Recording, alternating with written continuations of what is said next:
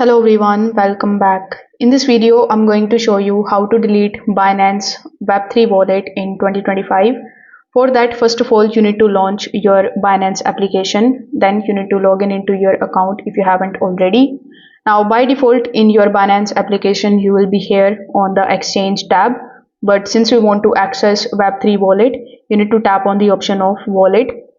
Once you are inside your Web3 wallet of Binance, simply tap on the three lines in the top left hand corner of the screen, then select the second option of wallet management. So once you do this, you are going to see your wallet in front of you. So if you tap on the pencil icon right next to it, you will be able to delete your wallet. You can also tap on the three lines right next to it in order to delete it. So currently I only have one wallet which I don't want to delete. So you can just simply delete if you have multiple accounts over here. If this video helped you out, make sure that you like this video and subscribe to the channel. Thanks for watching.